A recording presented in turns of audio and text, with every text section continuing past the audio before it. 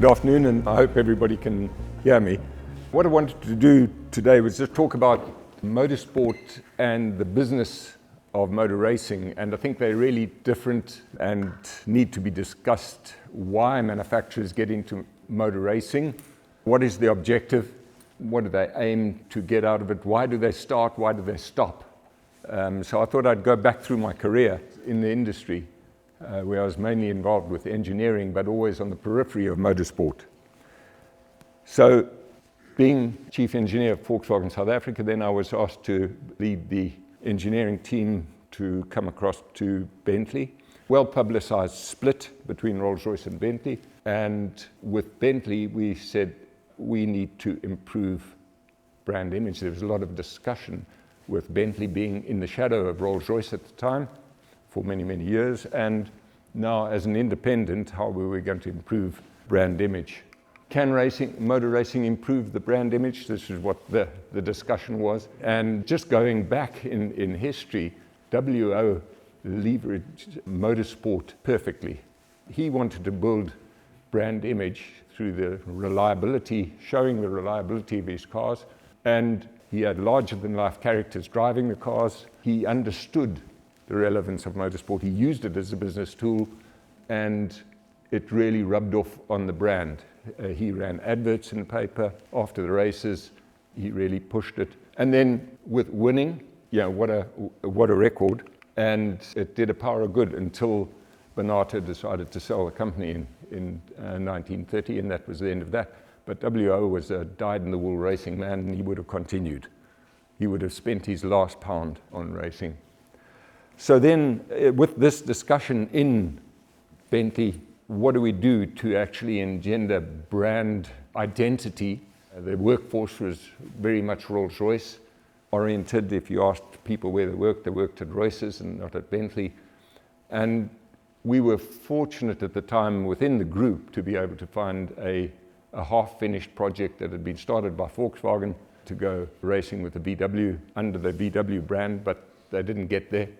So there was this half-finished project that I was able to pick up, and we showed a prototype to Dr. Piech in September 2000, and he was very, very clear on what he wanted out of motorsport. You had to win, absolutely crucial and laser focused on winning, but he also was very, very aware of what racing would do for the brand in terms of brand image. So that was the start of the Le Mans program, with a very clear aim to talk to a younger demographic. I mean, the average age of the Bentley customer back then was well into the latter 60s, and that's average. So we needed to talk to a younger demographic, and we also needed to show technological prowess and technological advantage. So it was quite important that the car had technology that was cutting edge. And without going into engineering details here, the critical thing was that it was a complete carbon monocoque, which was the first of the closed GTP cars that used no steel in the safety item. They had 3 roll hoops in carbon. And Piech was quite satisfied with the technology of the car. We were using a really reliable gearbox. And as I like to quote, there was more British content in the Bentley Le Mans car than German content in the Audi Le Mans cars. So think about that for a minute. The only thing we did was we bought an engine from Audi, which was a sensible thing to do because it was a really successful Le Mans engine. Apart from that, there was no other group content in the car. So the objective, again, as I've just stated, what we wanted to do, we wanted to get the brand out there, and we got unprecedented press coverage. It was positive. In that first year, it didn't ramp up the pressure to such an extent because nobody really knew what to expect of us. We went to Le Mans with a car that not many people had seen. There was a bit of press coverage on it, but there was no real expectations. So the race was amazing, probably the wettest race that anybody's ever experienced. We had some issues. Car 7 DNF, car 8 went through and came third, and that was amazing. nobody expected us to be there. The response on the podium, good friend Richard Lloyd had this idea of putting 1930s overalls on with flying helmets, and the response from the crowd, and a lot of the crew colleagues had made the trip, and it was a transformation. This was a transforming event for Bentley as it is today. People became Bentley, they were proud of being Bentley, they adopted the new workwear, green. It was transformational, and that's motorsport operating at its best. So then Dr. Pefkin joined Bentley, and he was a real aficionado, understood motorsport very, very well, understood the brand probably better than most, and just put the question to me, can this car win? I said, I'm afraid not. We need to do a bit more work to that. So he said, okay, cut your budget in half. We'll go with one car in 2002, which we did. Got a 4th place while we kicked off the 2003 car. And again, the business aim of this was to get the brand out there with success, technology, and against the backdrop that the GT was coming, the Continental GT was coming. And just before the start of the race, Andrew will remember this very well, the lap in the GT with Dr. Pefkin and Derek Bell, what better stage to introduce a road car, at Le Mans, and then win. The checkered flag out, it's been 3 long years, they got second at their first attempt, and now it's first at their 3rd attempt. Bentley win Le Mans. So that's motorsport business at its finest, achieving what it set out to do, and the brand was up and running. We milked it. We had a great party at Savoy in line with what they did in 1927. And, if you look down it, okay, it's not as impressive as WO's record, but it was quite a proud record coming in 3 years from start to winning.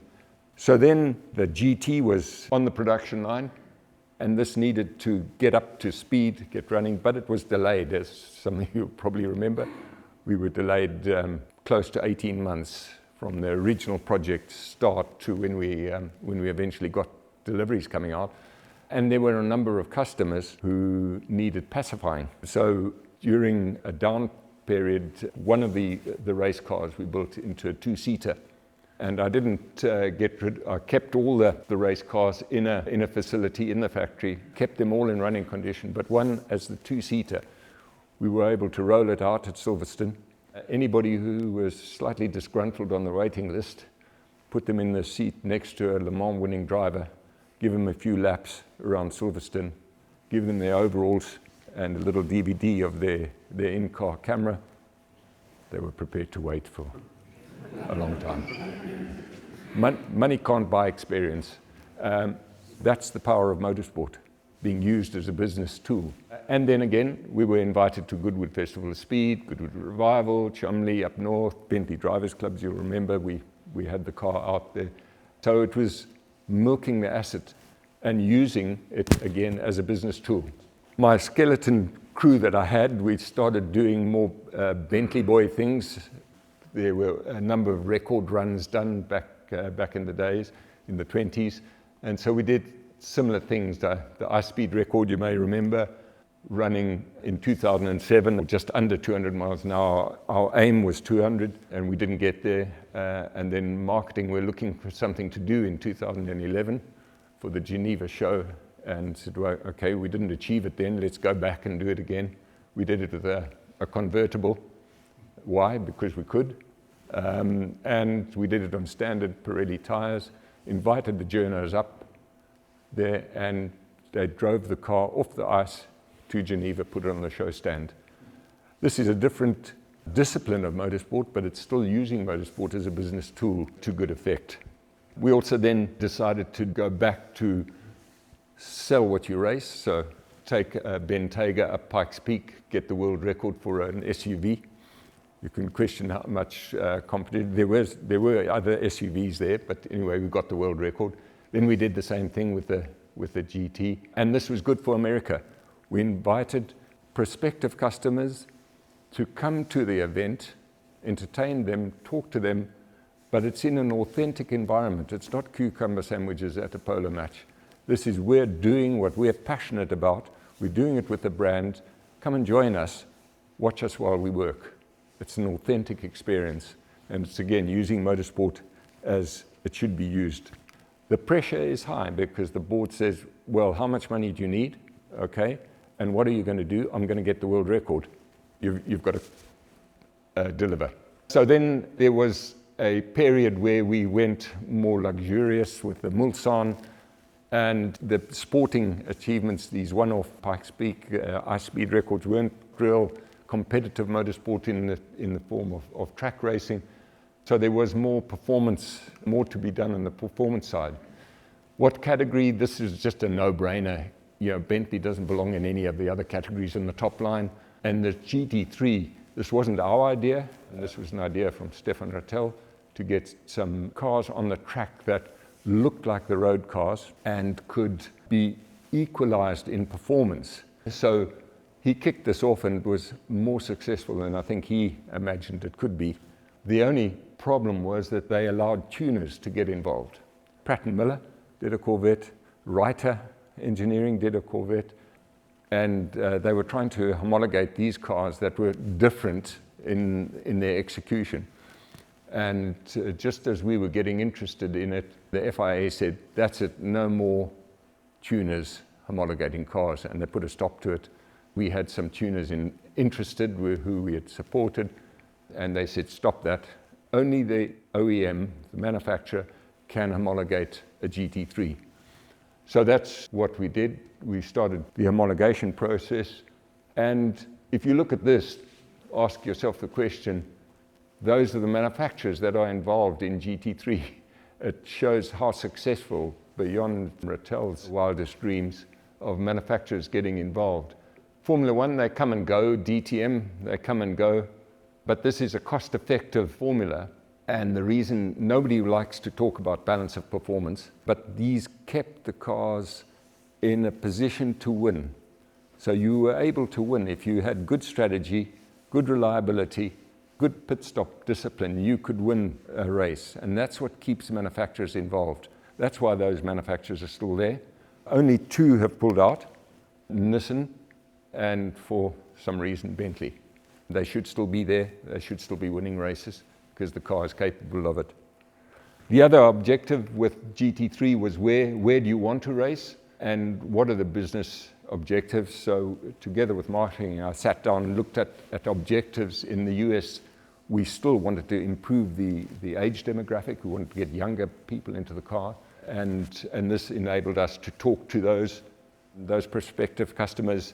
In Europe, it was all about technological competitiveness. You're racing against Ferrari, against Lamborghini, against BMW, Mercedes, and beating them with technology was a clear brand objective in Europe. Asia, just get the guys into two-door cars. They were just buying four doors generally and not enjoying driving themselves. And this enabled us to get them to the track and show them the enjoyment of driving yourself. And then just brand exposure in Australia by going to Bathurst. Got brand exposure, but what a race. It's a great race to be there. So it was a good objective dreamt up to go racing in Australia.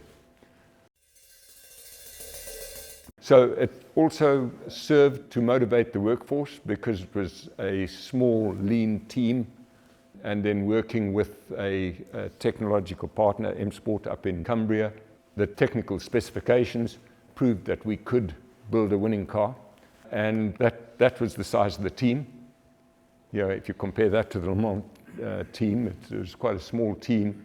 And then achieving success in our second only race was something that was almost as good as standing on the podium at Le Mans.